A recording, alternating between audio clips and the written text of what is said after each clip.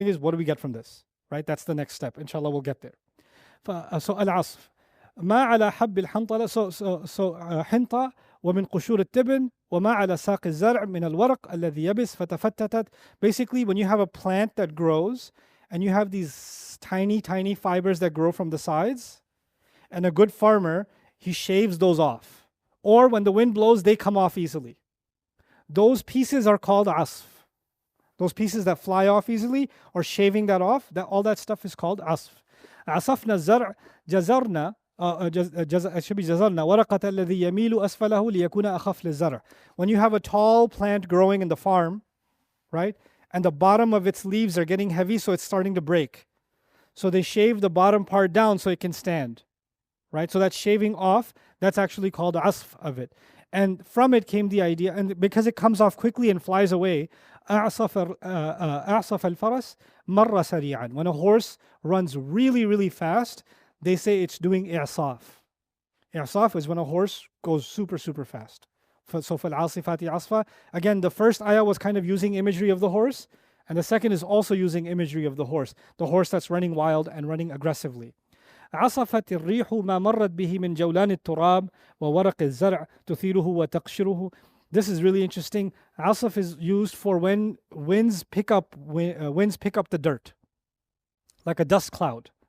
You guys don't have that here. You've seen videos of that stuff that happens in Dubai, like those clouds of dust just coming. That's actually asifat. Okay, that's called asifat. Okay, these storms. In modern Arabic, they use asifatun hawja, for example, right, for like a big storm. But it's basically asf is what carries the dirt. Okay. It also is used for al-qishr, meaning the wind that is so strong. Remember the plant? The weak parts of it starts getting shaved off because of the wind. If you see really strong wind, for example, you had a tree and all the leaves just blew off, right? Basically, it got a haircut from the wind. The wind shaved it. The wind, scraped it. You know those kitchen tools? I don't know the names of those tools, but you know the thing that peels the potato? Right? The wind is basically peeling these trees, peeling these plants, right? So one of the meanings of asf is actually peeling. ناقة عصوف كأنها ريح في السرعة. A camel is called asuf when it's so quick, they compare it to the wind. وعصفت الحرب القوم ذهبت بهم. And when the war destroyed a nation, they say that the war did asf to that nation as if the wind came and just shaved them off. Okay? Now what I wanted to show you here is something really cool. Allah describes the wind as having the quality of shaving. This picture you see is actually, I'll just read it.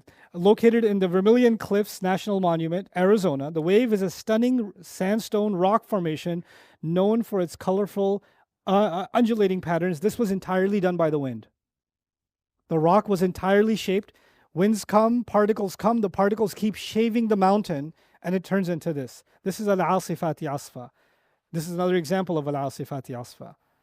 The Mushroom Rock State Park, located in Kansas, USA, is known for its distinctive mushroom-shaped sandstone formation. These formations were created by erosion, leaving behind harder rock caps atop softer rock pedestals, and this erosion happened directly because of the winds. The winds come and keep chipping away the topography of the land. Located in the western desert of Egypt, the White Desert is a surreal and otherworldly landscape. It gets its name from a chalk white rock formation shaped by wind erosion, resembling giant mushrooms and other fascinating shapes. This is all done, carvings done by the wind. Carvings done by the wind. Al-asifati asfa. Right? Now, let's look at this overlap. يُطْلَقُ عَلَى قُوَّةِ هُبُوبِ الرِّيحِ. The word asf can be used for the powerful movement of the wind. فَإِنْ أُرِيدَ بِالْمُرْسَلَاتِ وَصْفُ الرِّيَاحِ فَالْعَصْفُ حَقِيقَةً. So if this is meant, then it literally means winds can physically shave entire nations, destroy, pummel, etc. وَإِنْ أُرِيدَ بِالْمُرْسَلَاتِ وَصْفُ الْمَلَائِكَةِ فَالْعَصْفُ تَشْبِيهٌ لِنُزُولِهِمْ فِي السُّرْعَةِ بِشِدَّةِ الرِّيحِ. Or the angels come down as quickly as the wind moves. Like you don't even realize and they're there. They're the fastest army. And in this case, I want you to understand the deployment strategy. Nowadays, the world is so close to major conflict in so many places, right? And when powers are thinking about war, they're thinking about assembling their military, then deployment strategy, what pathway in the water are they going to take to get the resources to where they need to go, how is the military going to get its supplies, where are they going to airdrop the infantry, how are they going to get the tanks there, how are they going to get the battleships there, where are the planes going to go, how are the planes going to refuel. All of these logistics they have to think about when they're going to go to war. Because war isn't just about dropping bombs and killing. War is actually about the supply line. And that's why you see in wars, people, the enemy destroys bridges, infrastructure, water supplies, etc., because if you run out of food and supplies, you're done. Doesn't matter how much you shoot. Eventually, you're going to need lunch and you're going to be done, right? So they cut off the supplies. Now, Allah describes His armies. His armies are the angels. His armies are the winds. Who's going to put a stop? What border control you're going to put on the wind? How are you going to stop this attack from coming? Where is it going to, and how tall and how low are you going to dig before you realize you're surrounded by Allah's army. The earth is Allah's army. The wind is Allah's army. The angels are Allah's armies. There's no escape. You're completely surrounded. There's no place you can go where you can escape Allah's armies. In fact, you're living inside the military base of Allah, the earth. You're inside the base, completely surrounded by His soldiers. So by using this imagery, Allah is actually describing His power to those who don't believe in it. Those are those that were questioning the message of Islam. It starts very aggressively. And if you think about the fact that this is an early surah, and this imagery is being used, is as if to say people who think they're very powerful don't realize what they're messing with. The wind. Just the winds. If I was just to let them go, and letting them go, this is important also for the Arabs, because the Arabs were obsessed with horses. They were obsessed with horses. Actually, I learned recently about ancient Arabs that sometimes they would choose their horse over their children. Yeah. And you said, they're disturbing people. Astaghfirullah, age of Jahiliyyah. Let me tell you something. They're out in the desert. It's burning hot. It's just me and my horse. Let's name him Francois. It's just me and my horse. The only reason he's alive is me, and the only reason I'm alive is him.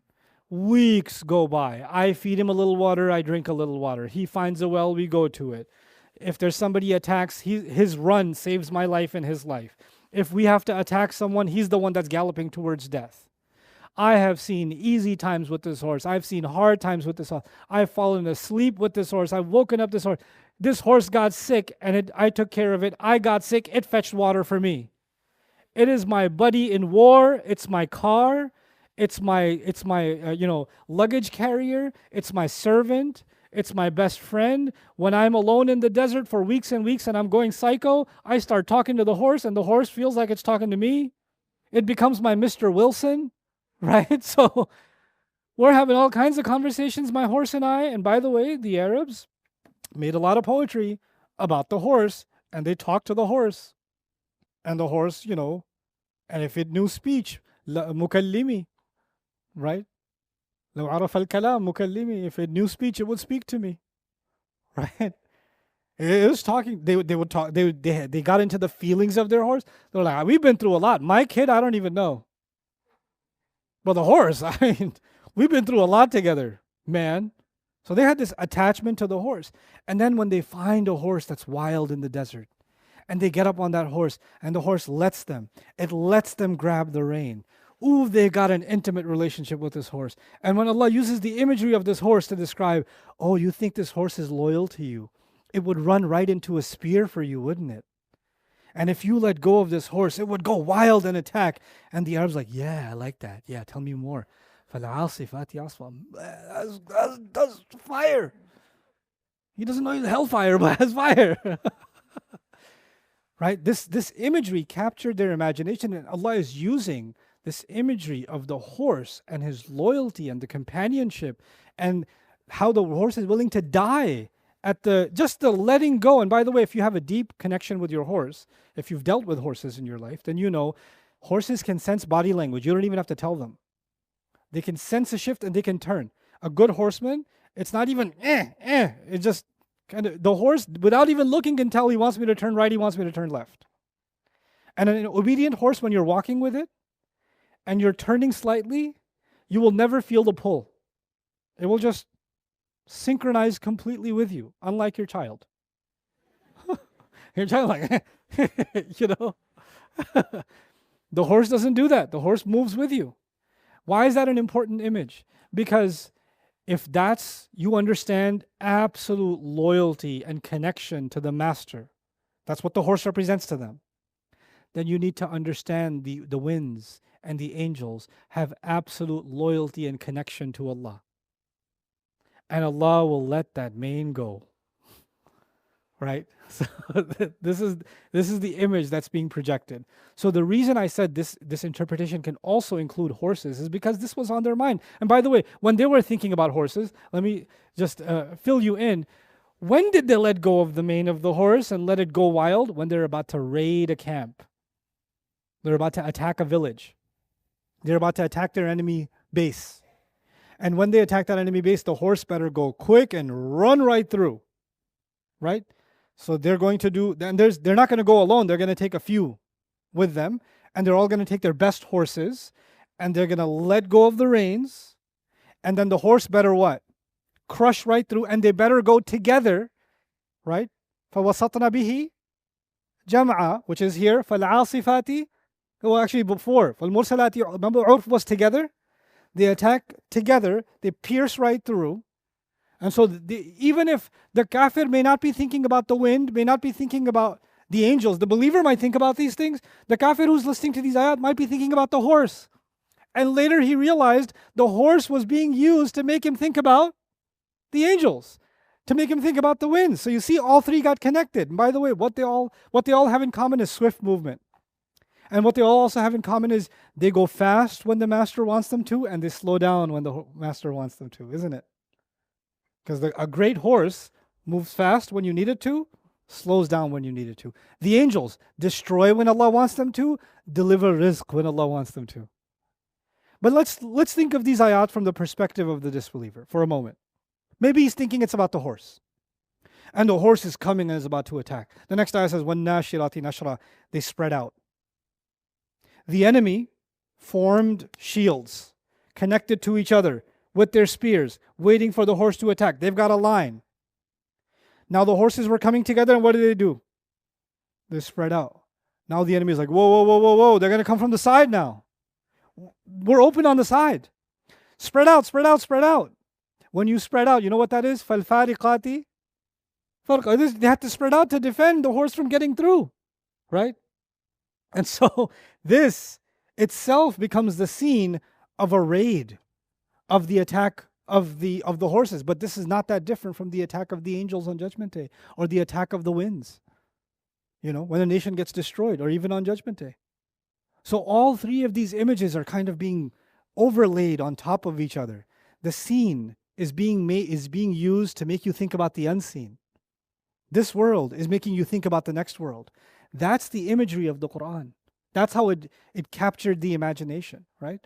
So now, عَصَفُوا فِي طَيْرَانِهِمْ كَمَا تَعْصِفُ الرِّيَاحِ. They say the angels moved violently, quickly, attacking in their movement, the way the wind moves.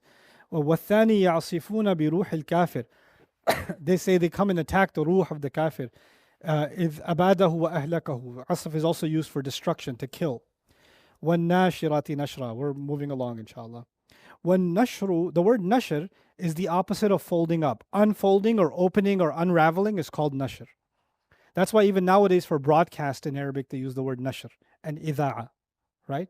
So nashr al-akhbar, for example, right? Because the spreading of the news. The word nashr is very close to the word nathr in Arabic. Nathr and nashr are similar, spreading. And the opposite of nashr or nathr is shi'r or nazm. Why? Because in a poem, remember I told you about the musical notes, right? The words have to be very tight. But when somebody's writing prose, like an essay or an email, do they have to worry about the rhyming and the musical notes, or they just want to say, I hate you and I always hated you and just want you to know? Right? They just write what they write. And the words are spread. So that becomes nathr. When the words are tightened up, that becomes shi'r. And that becomes nazm, the tightening up. Anyway, So والنشر حقيقته ضد الطي ويكثر استعماله مجازا في الإظهار والإيضاح وفي الإخراج. It's used also for, nashr is also used when you make something clear. Because when you spread something out, you can see all the different parts. So things become clear. Right? So that's why the word nashr is used also for spreading news and things like that. So nashr is used for blowing of the winds. It's also used for opening something like al-manshur bin kutub sultan. When the king would write a letter, they would stamp it and seal it. So only the authorized people can open it. If it's open already, it's manshur. It's already been opened, the news is out, right? And one interesting thing about the word nashr is also it has the meaning of al-ihya. So an-nushur in Arabic is one of the yawmun, an-nushur is judgment day when we're going to be brought back to life, right? So when nashirati nashra could also mean, part of its meaning, the winds that bring life back. Because the winds bring rain and the dead earth comes back to life. Or the the angels deliver the baby into the womb of the mother, creating life. Right? When nashirati nashra. So they're creating life also. And perhaps on Judgment Day, the angels will actually come out and bring people out, back alive again. Right? Pull them out. Akhriju anfusakum. Right? Bring yourselves out. So when nashirati nashra. فالناشرات إذا جعل للملائكة فهو نشرهم الوحي. So one meaning is, if this is for the angels, then this is them spreading the revelation. أي تكرير نزولهم لذلك وكناية عن الوضوح. And this means that the revelation will keep coming, keep spreading, and it will make sure, it will be ensured that the revelation is clear. Because nushur has the meaning of clarity also. So when nashirati nashra suggests, according to this interpretation, that Allah will make sure that the Quran, the revelation that Allah has given, will remain clear for anyone who seeks its clarity. Now the thing is, there's a lot of, I don't understand the Quran is confusing, etc., nowadays, right? The thing is, anyone who seeks the clarity of this book, Allah will not deprive them. That's the promise of Allah. Doesn't matter if they're Hindu, atheist, agnostic, Muslim, doesn't matter what. If they're seeking guidance from Allah and they're coming to His book, Allah will not deprive them. So long as they're sincere. That's all that Allah is asking. Otherwise, this will spread. And like, good soil, when the rain comes and the pollen comes, if it's good soil, life will come out of it. The same way when revelation comes and there's a good person, guidance will come out of it. Life will come. The spiritual life will come from them. وَإِذْ جُعِلَ الرِّيَحُ فَهُوَ نَشْرُ السَّحَابِ. And if it's used for winds, then this is the movement of the clouds. By the way, a surah related to this one is Adh-Dhariyat, and I would encourage you to watch the videos on Adh-Dhariyat, at least the opening, because that was the first time I studied winds. Just winds, because Allah is emphasizing winds so much, I don't know enough about the winds. So when I studied, it was fascinating what the winds do and how much they spread. It says, when nashirati nashra. I live in the United States. We have, the Pacific Ocean, we have the Atlantic Ocean. The Atlantic Ocean is like Miami, Florida, etc., right? The sand on the beach in Florida is sand particles delivered from the sub-Saharan African desert across the ocean by the wind, and is sitting on the beach in Florida. Like, what does Allah deliver? Like, the entire economics, politics, life on this planet is actually sustained. Not just the ecosystem, but even human civilization is running dependent entirely on winds. Imagine tomorrow shipping stops. Just imagine for a moment shipping stops. Do you know what happens to the world if shipping stops? Starvation, war, death, famine, disease.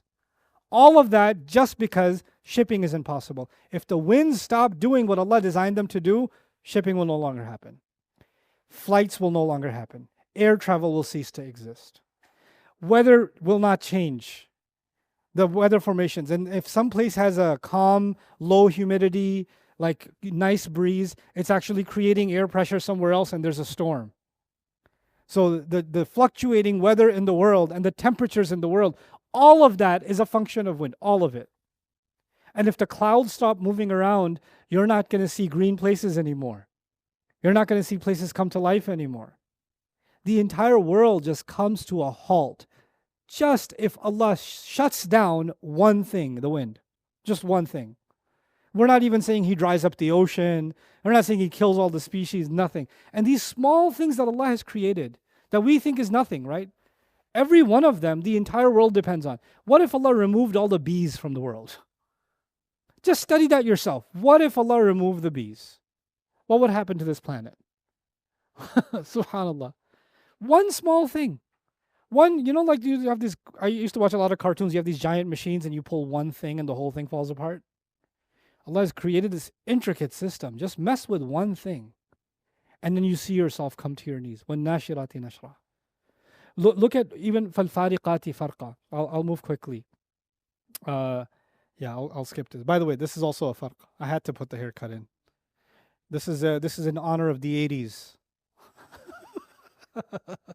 Al-afruq min ad-dika dhul arf. This is the farq is the parting in the middle. Here's another one that might. This is what the 80s look like now. Okay. ومن الرجال الذي ناصيته كأنها مفروقة. So the word farq is a parting. Of course, the parting happened in the story of Musa alayhi salam, right? فرقنا بكم البحر, right? The parting, right? That's the word farq. So the idea is fariqat is they separate. And the word farq is very close to the word falq, like Surah Al-Falaq. Farq and falq, they're close to each other. يقال اعتبارا بالانشقاق. Falq is used when something is cracked open, والفرق اعتبارا بالانفصال. When two things are separated from each other, then more separated, distance between them, that's actually called al-fariqat.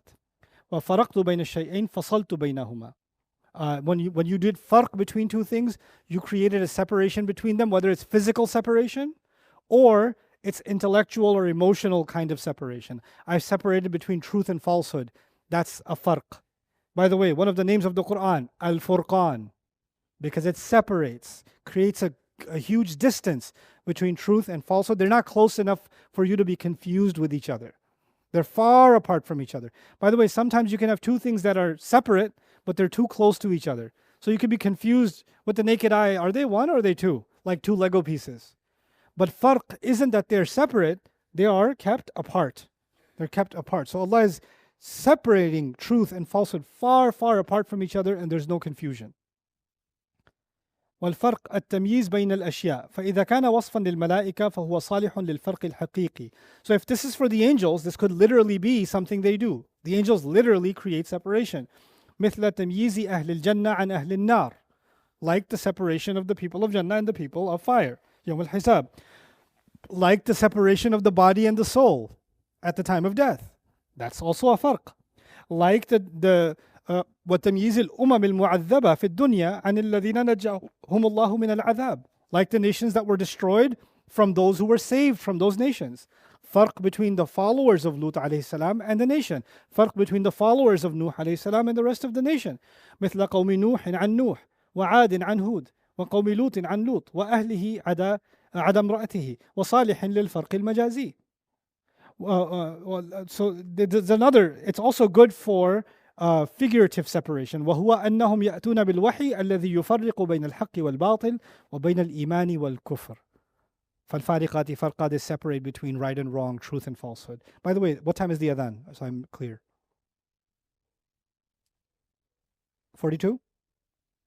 Oh man, time ran out and I didn't get to do the tadabbur. We only did tafseer a little bit.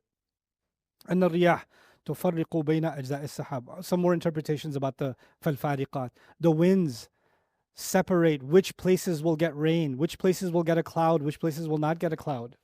أن الله تعالى خرب بعض القرى بتسليط الرياح. Some nations were destroyed because the winds would never leave. Some other nations get destroyed because the wind never comes. Isn't it? The same wind that gives death also gives life. The first two ayat, winds were giving death. The next couple of ayat, winds are giving life. The first two ayat, angels are destroying. In the next couple of ayat, angels are giving rizq. What is Allah telling us? Allah has not created winds as a curse or a blessing. Allah has not created angels as a punisher or a mercy. No, that depends on you. That depends on you. How will you respond to this revelation? Perhaps the angels that are supposed to be a mercy will turn into punishment. The winds that are being held back will be unleashed. This is actually one of the key takeaways. Because there's only a few minutes, I'll focus on the takeaway instead of more slides now.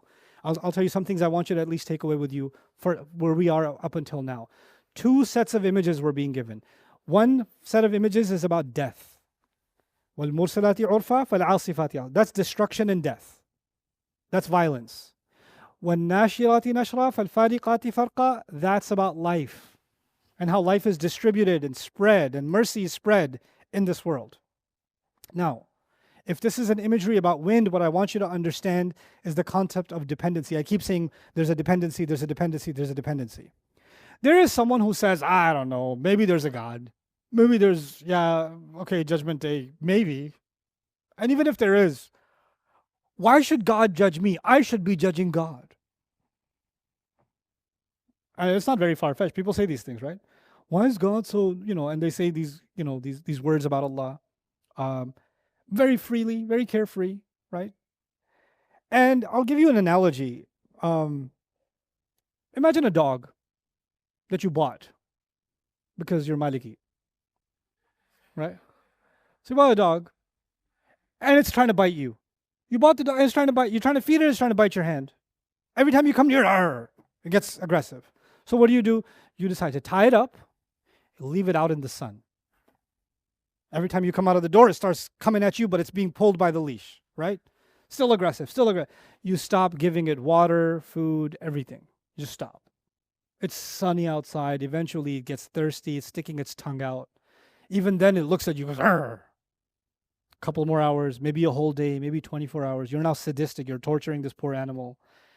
You come out, this, basitun dhira'ihi bil wasid. His paws are stuck out. Its mouth is on the ground. Its tongue is sticking out. And you take a little bit of water and you bring it close to its mouth. Now, normally, what would it do? It will bite your hand. What's it going to do now when it's almost at the verge of death? It quietly licks out of your hand. Quietly. And you bring some more, and it just... I haven't done this, by the way. I don't want to go to jail. But it's an analogy. What just happened? The dog felt powerful, felt like nobody can control it, until the dog ran out of some of its necessities. And then all of its rebellion disappeared along with its nutrition. It just went away. Human beings are acting so arrogant. So say whatever they want about God. Make fun of his judgment, make fun of his authority, question his wisdom. Any way they want. They don't want to take this conversation seriously at all. It's not something I think about, man. Let me be free. And every time the messenger comes with this message, they bark at him. They even want to bite at him. They want to attack him. And Allah says, if I was to just, you want to see attack? I'll show you attack. If I just let go of these winds a little bit, what did I do to the nation of Ad, the superpower of Ad? What ruins do you see? There are so many nations that are buried so deep beneath the sand. Even now, the Saudis have started doing some excavations. They're finding 7, 8, 10,000-year-old ruins now in the desert. How far down the earth did the winds keep blowing the sands that you being buried, 20 feet, 30 feet wasn't enough? 200, 300 feet under the ground, you're buried. Your civilization is buried. Subhanallah. وَالْمُؤْتَفِكَةَ أَهْوَى in Surah An-Najm. فَغَشَّاهَا مَا غَشَّا. Whatever was going to covered them. My goodness. All by the wind. This is Allah teaching us, anyone who engages the Quran to never look at nature the same way again. Behind nature itself is a military. Nature is an army. And the only reason I'm feeling a nice breeze is because Allah hasn't let go of the mane. That's the only reason. So instead of coming out and saying, today's a nice day, I will go for a walk, the first thing that comes to my mind is, man, this is one of those days that's still وَالنَّاشِرَاتِ نَشْرًا فَالْفَارِقَاتِ فَرْقًا. And boy, is that a reminder. If one truly contemplated that, then they would see فَالْمُلْقِيَاتِ ذِكْرًا. They would see that. They would appreciate that. So yes, the ayat could refer to revelation, but the winds themselves are a powerful reminder. The thing for us to think about in this surah is Allah did not begin with the calm winds. He began with the violent winds, didn't he? And then he mentioned the calm winds. But we know the world, The normal state of this planet, is it the violent wind or the calm wind? Can you imagine if the normal state was the violent wind and the exception was the calm? Like there was an announcement, tomorrow is going to be a nice day, be careful.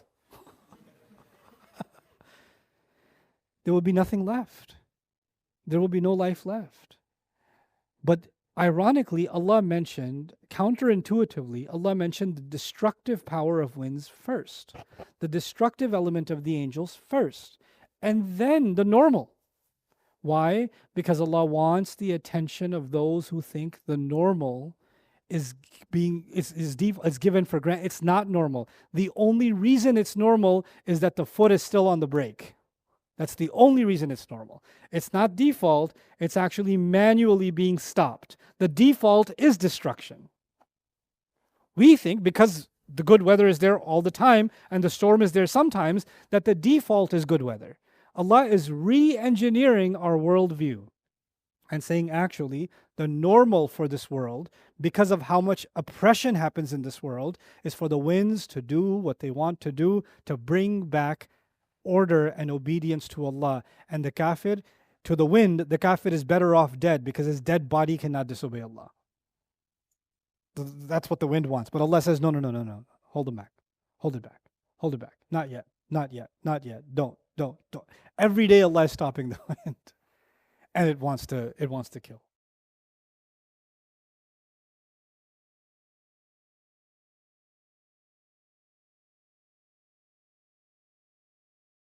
So, did you find anything similar to Alam Najm?